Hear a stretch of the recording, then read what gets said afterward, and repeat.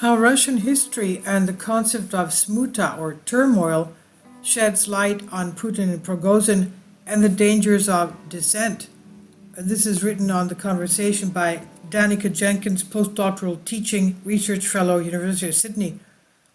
In Russia, failed coups portend turmoil collapse. They also herald greater repression and the tightening of centralized control.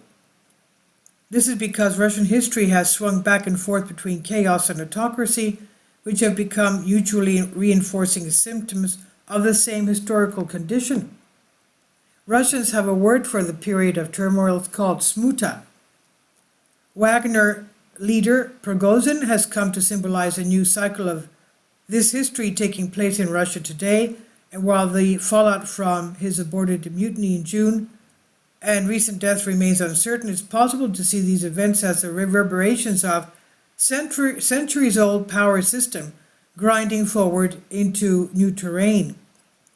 Prigozhin's mutiny had similarities to other failed uprisings in Russian history, from the Decembrist revolts in 1825 to Lavra Kornilov's march on St. Petersburg in 1917, to the attempted coup against Mikhail Gorbachev by Communist Party hardliners in 1991. These comparisons lead some to warn of growing political instability in Russia on the ground that Prigozhin was less a threat to Putin's rule than a manifestation of its essential fragility. And others have argued in the aftermath of Prigozhin's death that the rebellion has provided Putin with an opportunity to consolidate his authority. Whether or not Prigozhin may have exposed Putin's vulnerabilities, history suggests that what is to come could well be worse. As Russians know only too well, Russian author Mikhail Shishkin warns, one should not wish death on a bad Tsar, for who knows what the next Tsar will be like. To understand this maxim, one needs to understand Russia's history and its underlying power dynamics.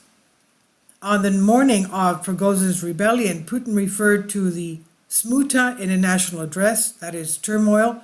Prigozhin, he said, was attempting to create internal turmoil and split and weaken the country, which is now confronting a colossal external threat, unprecedented pressure from the outside.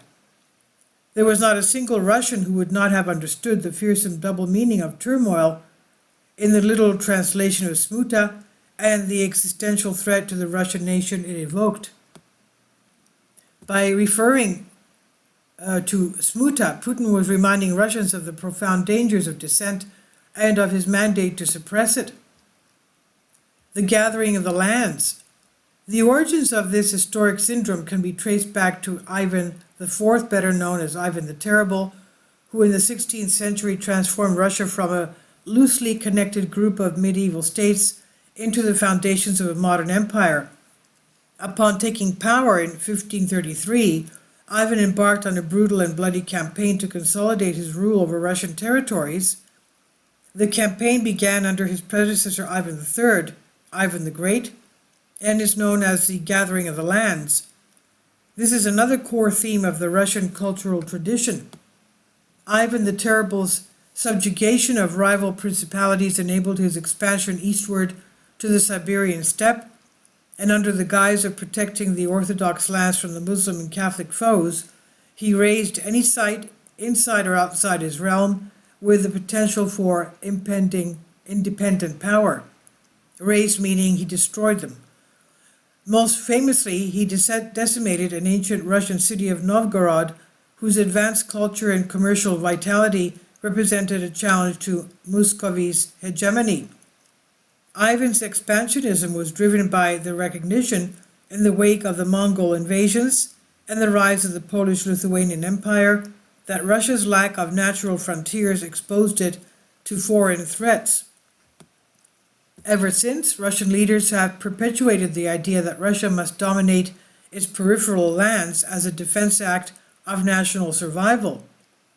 Ivan also subordinated Russia's nobility, terrorizing them with the help of his caste of personal henchmen, the oprichniki, and before eventually turning on them as well, and the terror he wrought on his people, economy, and lands through years of war and repression sowed the seeds for the smuta, the turmoil, to come. In the years before his death, Ivan grew isolated and paranoid when he murdered his favorite son and only viable heir, Ivan Ivanovich. In a manic fit of rage, he created a succession crisis.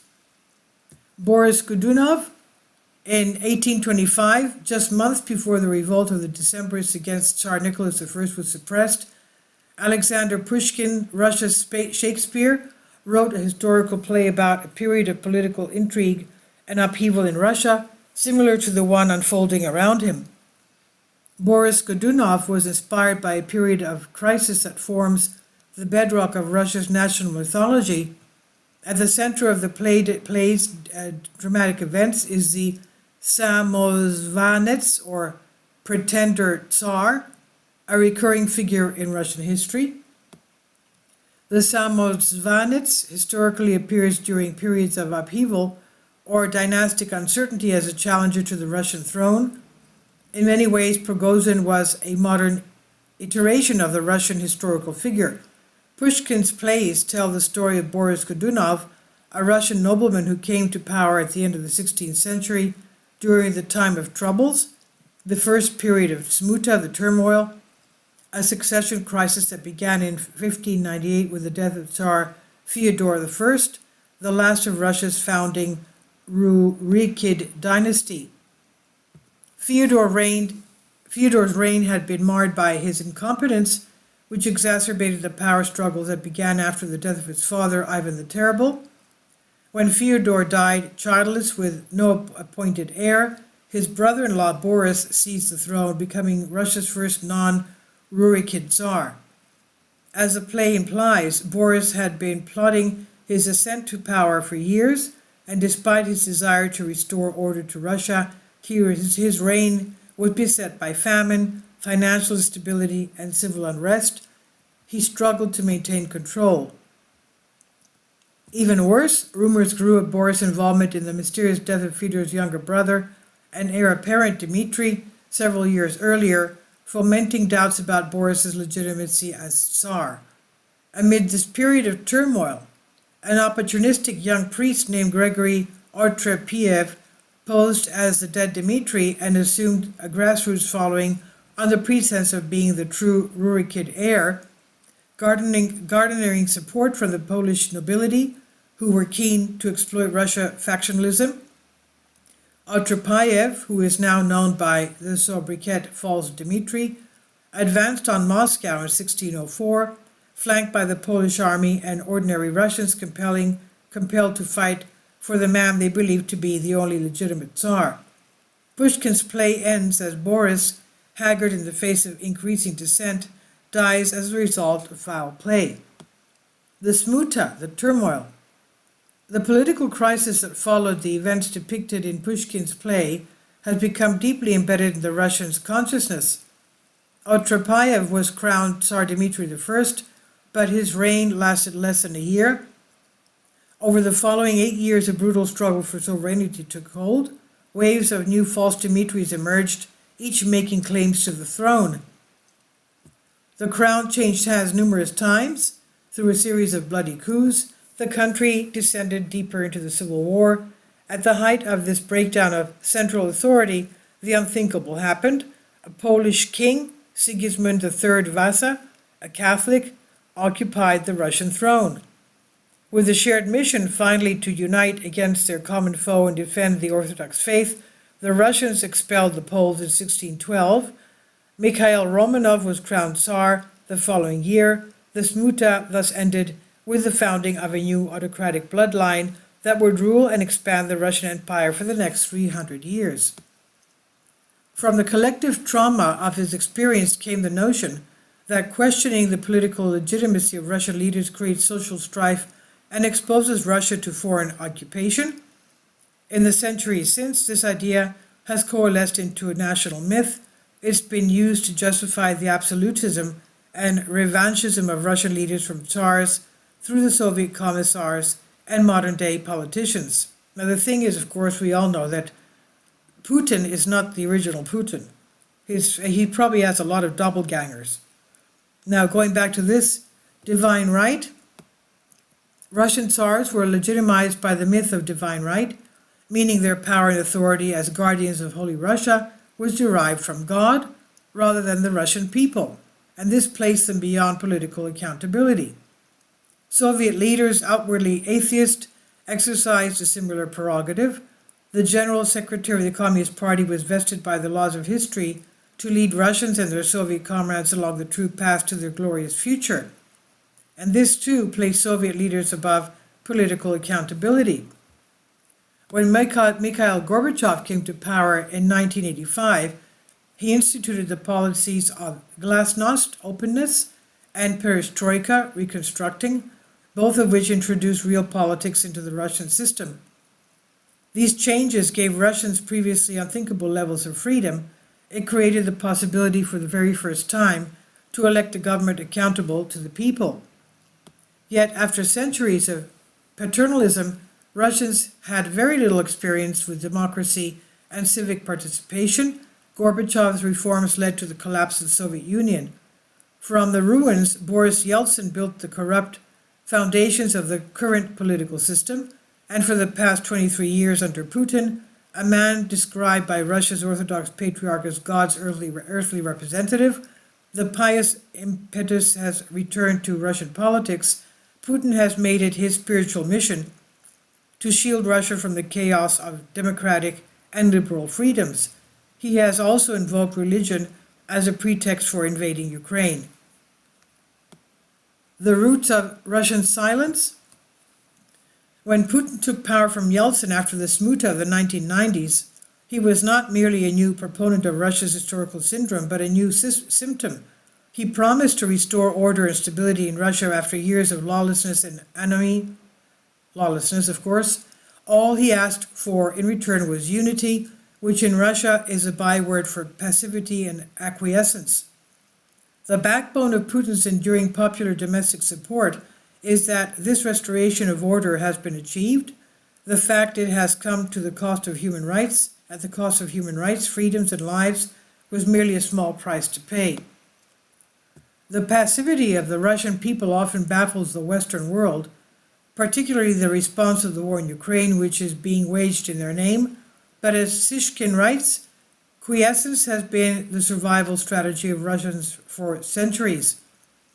Pushkin describes the narod, the Russian people, as obedient to the suggestion of the moment, deaf and indifferent to the actual truth, a beast that feeds upon fables. They are portrayed in his play as a rabble that is roused by false Dmitri. It's not long before they demand Boris Godunov's death, and along with that of his innocent wife and young son, in Pushkin's play. In the last lines of Boris Godunov, when faced with the shocking fruits of their cause, Pushkin writes that the people are silent with horror. When they are called on to cry out in support for the pretender they sanctioned, the people remain speechless. This silence is best understood as passive complicity. It represents the horror of what is taking place in the narod's name, that is the people of Russia, but also their resignation. They tolerate the situation. Their silence is equivalent to looking away. The presence of autocracy in Russia, the historian Orlando Figes has observed, is explained less by the state's strength than by the weakness of society.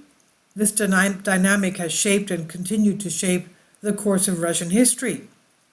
Legitimacy in Russia comes from maintaining order and control, not from being democratically accountable. The face of the system may change, but never its underlying patterns, structures, or forms.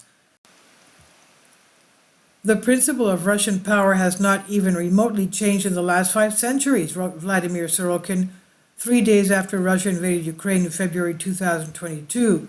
He said, "I consider this to be our country's main tragedy. It hasn't changed in 5 centuries, he says. Autocratic culture reproduces itself in the psychopolitical structure of the modern Russian state, but also in the mentality of its people. The truth is that the Russian ruler's prerogative as Tsar-like or Father Tsar can only hold sway over an acquiescent, even infanticized realm. Prigozhin's mutiny will only cement Putin's or his successors' autocratic prerogative. And as Hannah Arendt argued, Authoritarian regimes hold out the carrot of stability while constantly manufacturing the threat of instability. It's a self-perpetuating system. Chaos provides the impetus for autocratically imposed unity. We don't know who might eventually succeed Putin, but history suggests the next leader is unlikely to be liberal or democratic. An old question arises: will the Russian people remain silent? Well, as they always have, this will probably be going on for the next 500 years.